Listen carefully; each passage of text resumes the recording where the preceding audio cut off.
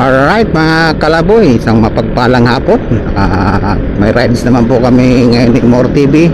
Samahan niyo po kami ngayon at mayroon kaming iba-vlog ngayon. At mag-update lang po kami mga kalaboy sa Metro Manila Subway Project. Silipin natin kung ano na ang status ng proyektong ginagawa ng subway. Kaya samahan nyo kami mga kalaboy. Let's go.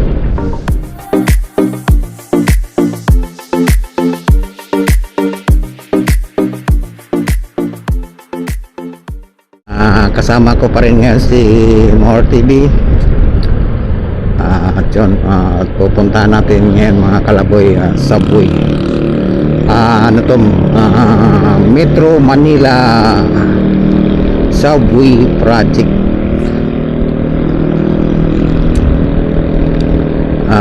Silipin natin ang kung ano na ang mga improvement ng proyekto. Yung dito mga kalaboy sa may parte ng Krami area, hindi natin mapapaliparan yun, pero meron kaming maisisingit na para makita nyo kung anong update na sa ginagawang subway dyan sa Krami. Oo, asan ka na? Malapit na ako sa engine. Nakita ka na? Oo, nakita. Ikot ko lang yung camera ko. Alright mga kalaboy, dito na kami sa papasok na kami ng EDSA.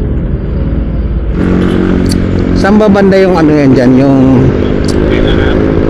Hindi, yung subway na ginagawa dyan. Yun, nandun na lahat yung Meron dyan, tapos mas maganda doon sa Mindanao. Malaki yun. Mindanao. Yung dito sa Krami? Sa Krami, ano yan, Krami Station. Aguinaldo Station yun. Campo Aguinaldo? Hindi, sa mga lang yan dyan, station. Oo, station lang. Hindi sabihin pala, saan na dumaan yung Oo. Meron dun sa Hindi pala sila ng C6 C5. may park na kaya pa. Alright mga kalaboy, dito na kami sa ating spot. Maghahanap lang kami ng pwesto para makapagpalipad. May hindi po, taulihin tayo dyan. Oo.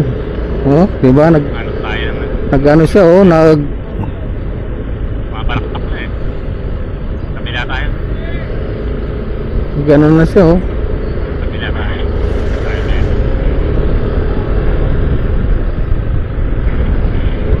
Yun mga kalaboy, dito tayo sa Quezon Avenue at silipin natin yung ginagawa na subway dito. Hanap lang tayo ng ating pwestuhan dahil doon sana mayroon man kalaban. Lipat tayo doon sa walang bayad. Okay guys, malapit na tayo. So mag-u-turn lang tayo dito. Tayo lang natin mag-u-turn tayo. Konti lang, saglit lang. Saan? Ano na? Saglit lang naman tayo. Oras para tayo dyan. Saglit lang naman tayo. Alright mga kalaboy, pinaliparan na nga ni More yung titingnan natin yung dito mga kalaboy, kung lang status ng ginagawa dito na subway.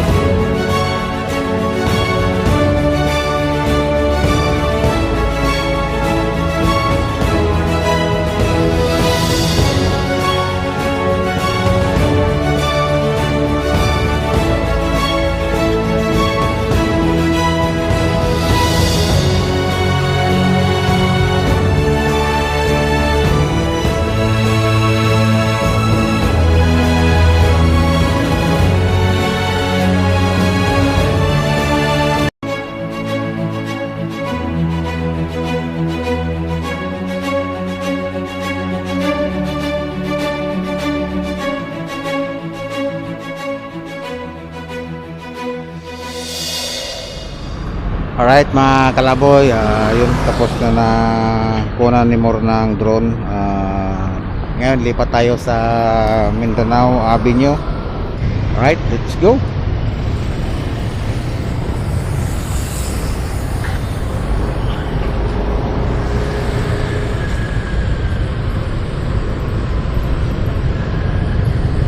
Bali, pasok tayo dito sa EDSA. Dito lang pala sa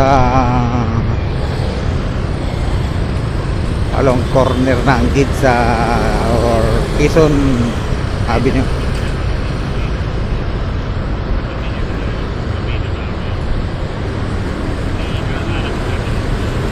Pasok tayo dito. Alright mga kalaboy, nandito na tayo sa subway station sa Quirino, Mindanao Avenue. Papaliparan natin ng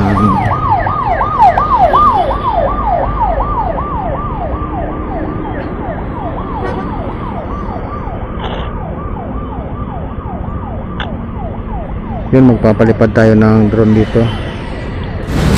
Yun, napalipad na yung ano, tingnan natin kung ano nagaganap dyan sa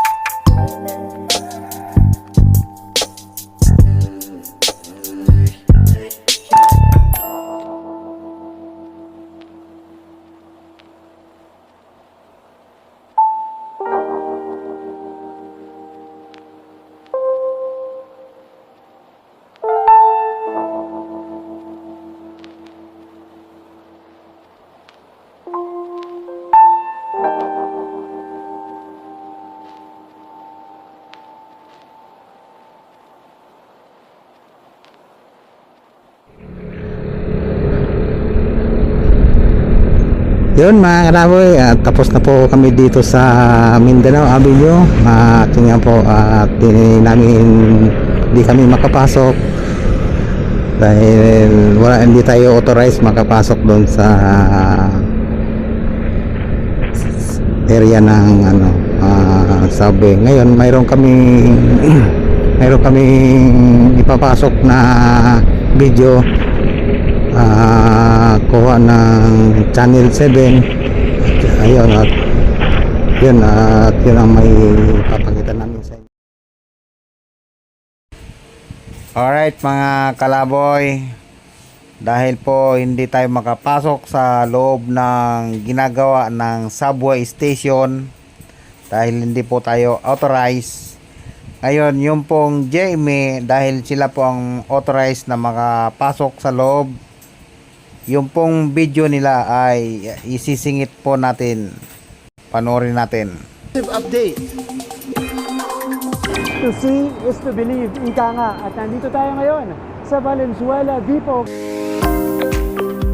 Ang permanent lang po dito sa nakikita natin ay itong mga tunnel rings.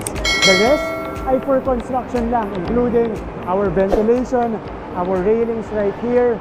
Lahat po na nakikita natin, including the conveyor belt, all used for construction. Isa lang ang East Valenzuela sa 17 stations. In 8 cities, kasama ang 3 central business districts. Quick update lang para sa mga kapuso natin, naka 15% physical progress po sila. At nasa likod ko po ngayon, ito na yung tunnel boring machine natin. Dito na siya nagsisimula, at dito siya patuloy. Nagbubutas, kasalukuyan tayong nasa gitna ng East Valenzuela at Quirino stations. So nasa kalagitnaan tayo niyan. And up until this point, magmula po dun sa pinanggalingan natin kanina sa Valenzuela Depot hanggang dito ngayon, 1.1 kilometers na po yung nabubutas nila. Nakarating din tayo sa part ng subway na di mo aakalaing nasa ilalim ng isang ilog.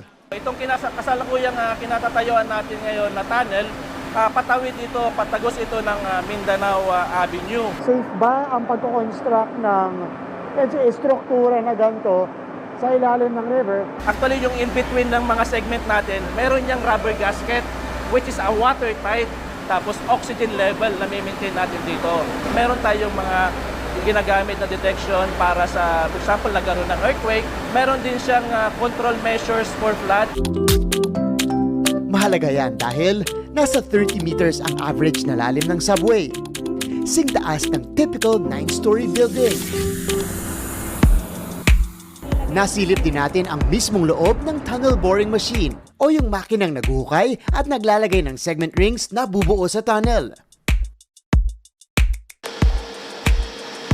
From its cockpit na nagsisilbing control center ng tunnel construction to the chamber kung saan binubuo ang mga tunnel ring na mayroong 6 na panel segments. Yung 5 po, nasa likod, ay yun yung mahaba, yun yung malalaki. Yun yung main parts ng tunnel ring natin. Yung pang-6 na piraso na magbubuo nito, ng mga panel segment natin, nandito po siya. Ito pong piraso na to, yung pang-6, siya yung magsisilbing lock o pangbuo ng tunnel ring natin. Kumbaga sa puzzle, siya yung final piece of the puzzle para mabuo po, para maging solid yung mga rings natin. Pag natapos na po ang proyektong to, tsak na babaguhin yan ang public transport system dito sa Pilipinas. Tapos doon sa Krami, mayroon din kaming ipapakita ang video pero under naman.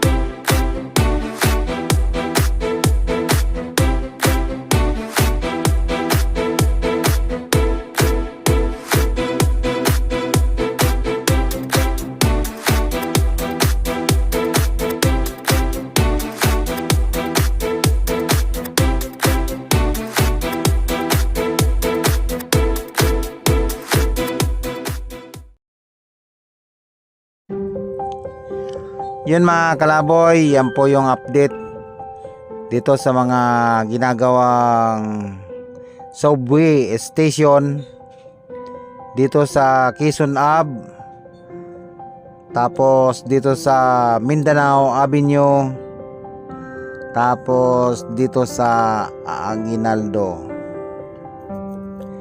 Yun mga kalaboy, at yan lang may update namin sa inyo. Hanggang dito na lang po ang aming vlog, at nagpapasalamat kami sa lahat ng mga sumusubaybay at sa mga sumusuporta. At kung nagustuhan nyo ang aming video, paki-like, share, and subscribe. At kasama ko pa rin si More TV. At palagi po natin suportahan ang YouTube channel ni More TV at ni Lipad PH. Si Lipad PH po, hindi namin minsan lang makasama namin, kaya suportahan pa rin natin yung YouTube channel niya. Yun mga kalaboy, hanggang dito lang. Maraming salamat po. Hanggang sa muli.